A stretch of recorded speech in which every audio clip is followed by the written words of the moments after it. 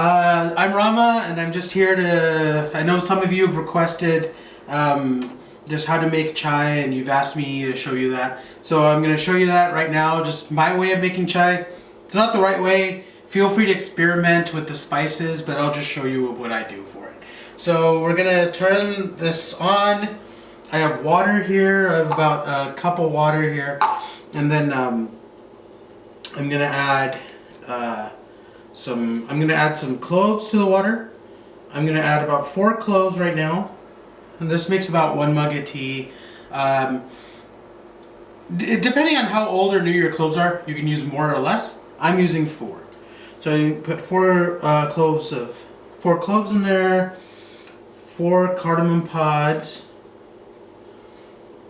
And with 4 cardamom pods, you're basically going to so I use 4. You could use 2 or 3 or how many ever. And the fresher your cardamom, the less you probably have to use because you get more flavor out of them. I use 4.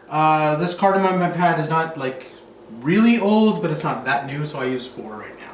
So I'm just gonna tap it a little bit. I'm not like grinding it down to a powder. I'm just gonna tap it a little bit to just get the pods to open up. And then I'm gonna dump that in there. So that's your cardamom, and then your ginger. I just took a couple of small pieces of ginger.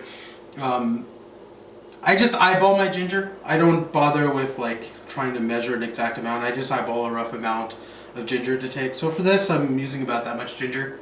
So same thing here. We just want to like pound it down a little bit.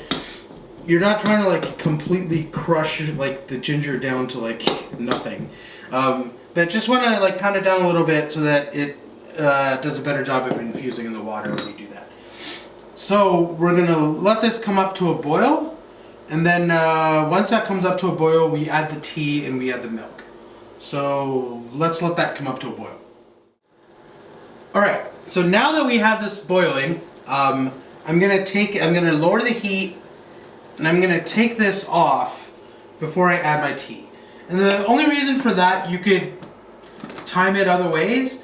I do this because if you overboil or overcook your tea, you can burn it and then it gets bitter. So I don't like to add my tea to like the boiling water while it's boiling. So I take it off the heat.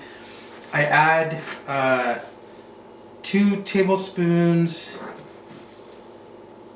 of tea, a little bit extra for good measure, and then I add my milk.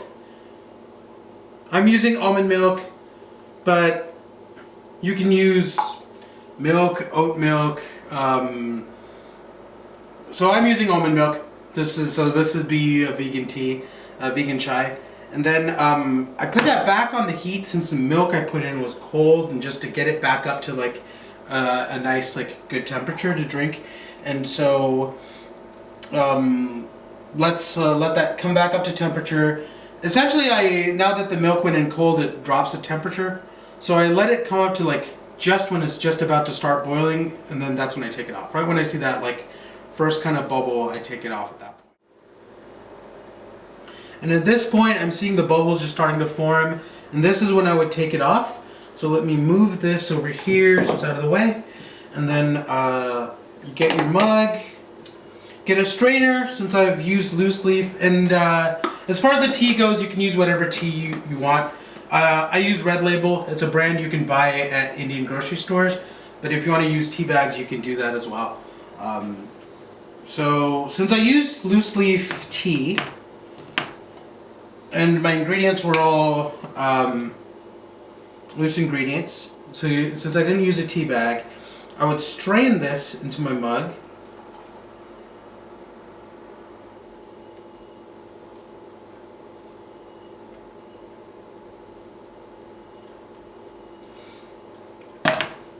And that's how I would make my chai. So there you go. Cheers.